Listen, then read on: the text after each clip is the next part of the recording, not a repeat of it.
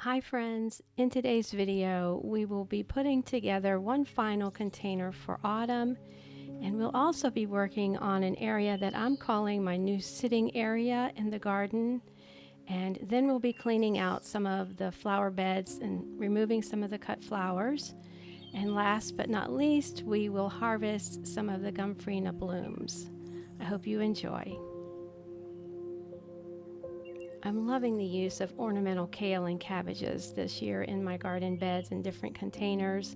I've used them in the past, but it seems like I kind of went all out this year and used quite a few. That tall one there, I have no idea what variety that is, but oh, I just fell in love with it. And it had a bonus little cabbage plant, ornamental cabbage plant.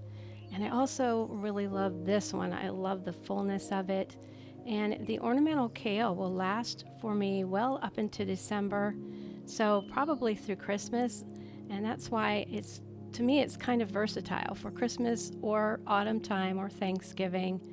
So I'm loving using that. And then I only had one more pansy left, but I love that kind of, I guess it's magenta color. And I rescued this wire vine from a container that I was dismantling, so I wanted to give it a try and see how it looked.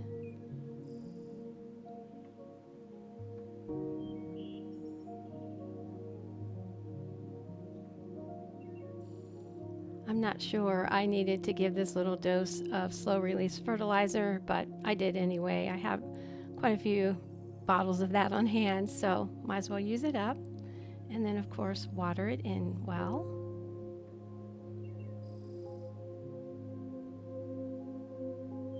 I think this turned out so pretty. I'm very pleased with it. I wasn't sure about using the wire vine because of the contrast in color, but I think it contrasted it just perfectly, and the wire vine will last for me throughout the winter and then come back next spring. Now it's time to clean out some of these cut flower beds. That celosia that you're seeing there self-seeded itself.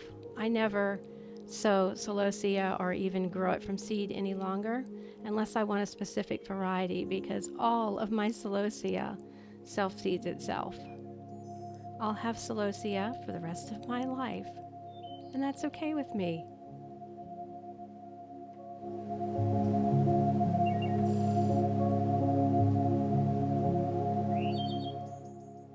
I'm always careful that I don't leave anything that I throw out of the garden in the pasture.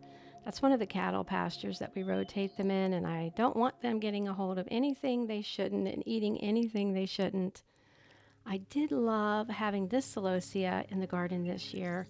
I believe it was called Dragon's Breath, and I just used it in a single vase or in single vases. It was just stunning. And now here is my new sitting area, or my garden sitting area. I had two more of those large raised beds that you see behind me here in this area. My oldest grandson and I removed those, and we moved those to another spot. So I want to make this area just into a sitting area. And it's time to pull up the hoses, pull up the sprinklers. I was really happy with using sprinklers this year. I'm putting cardboard down where the beds were just to hopefully keep the grass from growing up through the mulch, at least for a while, at least until the cardboard deteriorates. That's probably not a super necessary step, but I think it will help keep the grass from growing up. And I always like to score my cardboard just so it can help it break down a little better. If you were using cardboard in a no-dig raised bed, you definitely would want to water it down before you put your soil or your compost mixture on top. But since we're just using mulch here, I don't need to do that. We normally buy our wood chips for the garden paths from a tree trimming company in bulk. My husband gets them in his pickup. He gets 2 or 3 pickup loads. But since this was a smaller project, I'm just using cypress mulch from Lowe's. So it was easy for me to handle, and he really didn't have time to get me another pickup load. We'll get a new pickup load in the springtime, but for now this will do just fine. And of course this will fade to be the same color of what's already there.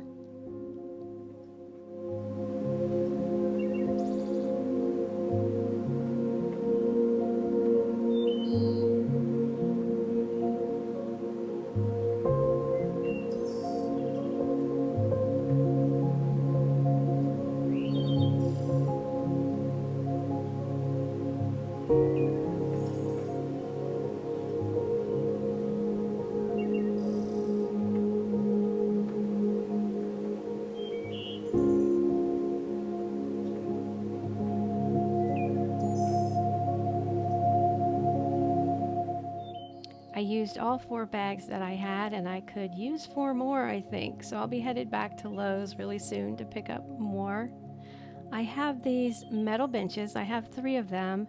I bought them from Plow and Hearth years ago, and I'm just using 2 here to try to give me a scale, just the size of this area, to try to give me an idea of what we have. I'd really love to find a vintage or an antique table and chairs for this area. And I can also envision some containers just dotted around with some beautiful flowers. I just want to make it a nice little peaceful seating area. And now it's time to clean out some more flower beds. This was Rocket Snapdragons. I like the Rocket variety. The Rocket always gives me 2 or 3 flush of blooms. And so that's why I usually use all Rocket for my cut flowers. But I'm thinking about taking this bed out. The size of it is 42 by 42, and it's just sort of a crowded area back there. So leave me a comment. Let me know what you think I should do in that area, if I should take that bed out or if I should leave it for future cut flowers. I have plenty of cut flower space in other beds, but I'm really thinking about taking this bed out and just doing a little something different in that area. Now it's time to head to the compost with all of those spent flowers. You can see here my Gomphrena kind of got ahead of me. I harvested all that I wanted to use with longer stems in wreaths and things like that and in arrangements. But now I like to go in and just sort of pop off the little flowers.